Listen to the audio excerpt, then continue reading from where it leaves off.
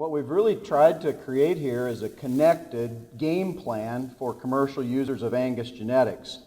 So in a nutshell, what we've done is taken what we've learned through testing the seed stock and applied it and developed a commercial product we call GeneMax Advantage that's really designed to do a couple of different things.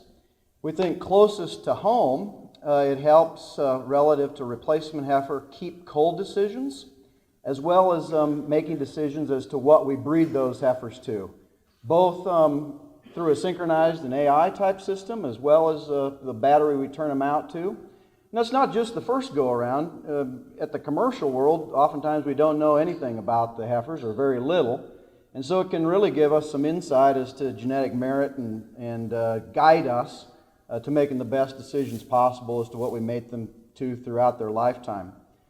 More immediate though, what we're really starting to see take root in the marketplace is that this old paradigm of feeder cattle trading primarily on color and weigh up and freight is now being augmented around the fringes to incorporate genetic information for price discovery of feeder cattle.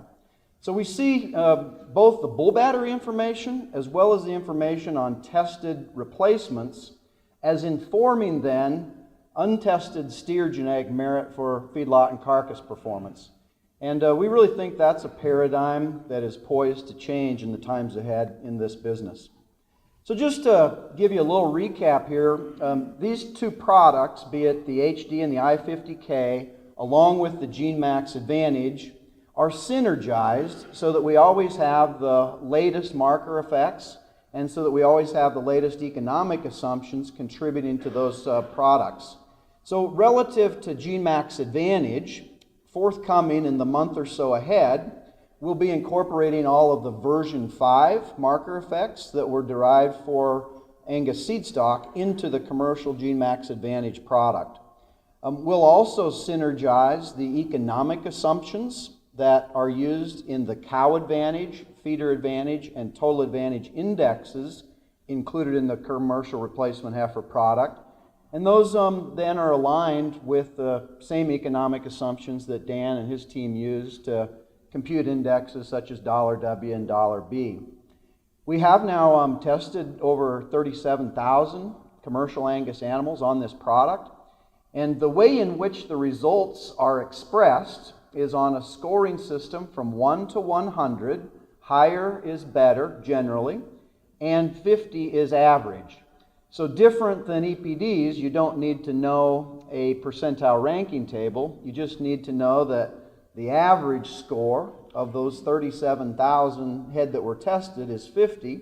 And so the tool is kind of nifty as a benchmarking mechanism to know how you're doing across the composite of maternal traits or feeder and carcass traits. One thing that's new here later this summer as we implement these enhancements will be the introduction of what we call individual trait reporting. So up until now, GeneMax Advantage has been in the market with several features. And this individual trait reporting is a new feature.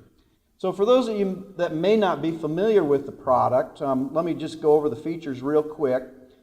So in the name of the Angus game plan, if the bull battery has been tested and then candidate replacement heifers are tested, AGI employs sire match to assign which specific sire of the bull battery, or in the case of an AI mating, they'll authenticate the breeding record there, the sire of record, and we'll be able to create topside pedigree information provided all of the bull battery have been tested. So we need to have those bulls either HD or I50K tested in order to employ that feature. The second category of features are what we call the GeneMax Advantage scores. At the outset, we recognize that many commercial breeders need to have pretty simple information upon which to make decisions. So rather than be bombarded with individual trait predictions on 20 or more or so traits, we decided initially to roll those up into 3 indexes. So we have a cow advantage index. That includes heifer pregnancy, calving ease, maternal. It includes weaning weight direct, and then it also includes mature cow size traits, and the index attempts to optimize those, whereby the size traits contribute to a prediction of the cost associated with maintaining those females. Feeder advantage picks up where cow advantage leaves off. The component traits in feeder advantage are average daily gain in the feed yard, dry matter intake, so there's a cost in that index, carcass weight, as well as then carcass yield grade and quality grade traits as valued on a CAB grid. And then total advantage covers all of the above, everything from heifer pregnancy to a CAB carcass. The product also includes what we call smart outlier trait reporting. That's customizable. What that means is that when a user of the technology logs in to the AGI website via a drop-down menu, they're able to flag animals at whatever threshold level they like, as benchmarked against the 30+ thousand head reference population for outlier trait performance for cow cost, docility, and tenderness.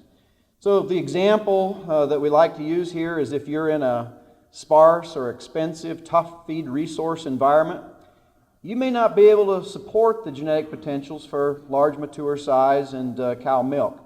So you can use the Smart Outlier report to identify such animals and then either avoid them at time of selection or mate them throughout their lifetimes to bulls that moderate size and milk and hopefully produce heifer progeny that are more matched to the environment and the resources.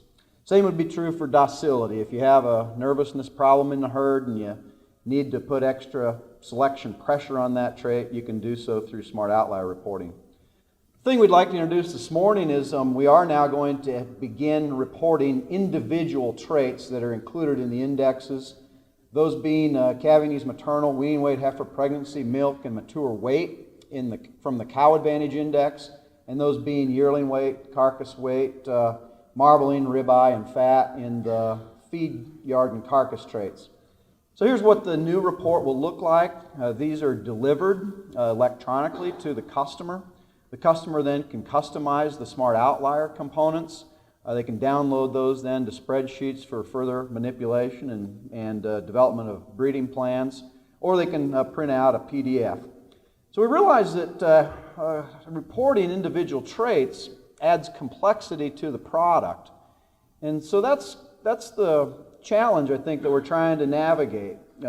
Build tools that are straightforward, simple, and predictive for commercial cow-calf producers, but not necessarily make them confusing and difficult to use.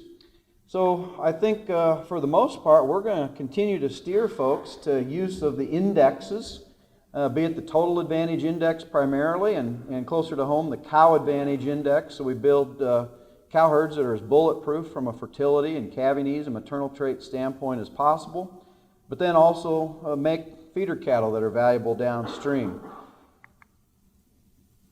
We have a lot of effort underway, and I think our biggest challenge here is to really try to truly understand the value proposition at the commercial cow-calf level that's associated with use of this technology versus traditional visual appraisal and conventional replacement heifer selection.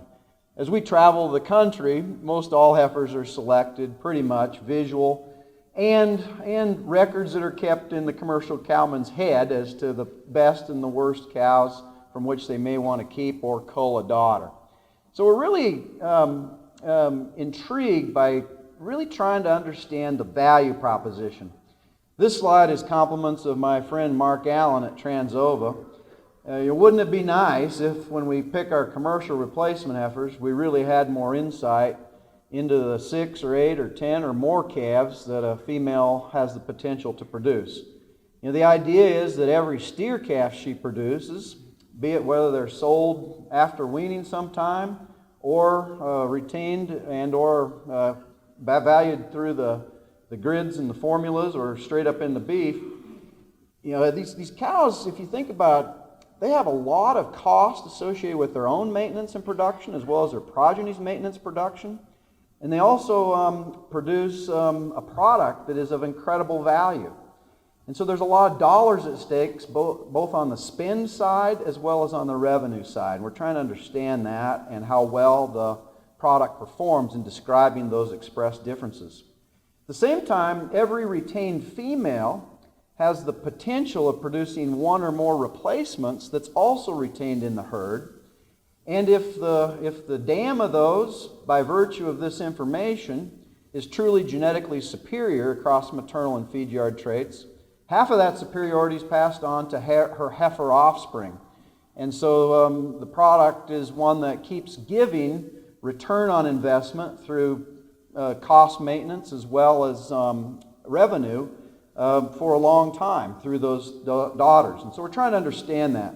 Quite frankly, the technology can be used to help inform the breeding decision, and we've been delighted to work with seed stock networks and their commercial cow-calf producers, because use of this technology helps the seed stock producer really understand the strengths and the weaknesses in the replacements of their bull customers' herds, and as such, maybe refine the bulls they steer those guys toward as they make future bull purchase decisions. So we're really trying to understand, too, the value proposition associated with a more informed mating decision, whereby when we know the strengths and weaknesses and can correct them through the bulls we breed these females to at the commercial level, what's that worth and how can that add value? And finally, on a more immediate front, we see this sort of information along with bull battery information being used in programs such as Angus Source and other marketing programs to inform feeder cattle trade. So the more immediate return envisioned on investment is whereby we can sell feeder cattle with accompanying genetic information that's predictive of how they're going to gain, convert, yield, and grade, and as such, make those calves out of superior Angus genetics command what they deserve in the marketplace so that everyone benefits. We are also in the midst of updating all the technical information around these products. I would invite you to come to the website GeneMaxAdvantage.com. We have a technical summary about the product, also information about to help guide commercial users to use the product. And we really believe that through transparency of how the products are developed, how the products are internally validated, helps us all understand then how they might work to help increase profitability for commercial cow-calf producers. So with this, I think we're concluded, but Dan and I and others from our team are sure happy to answer any questions that you might have.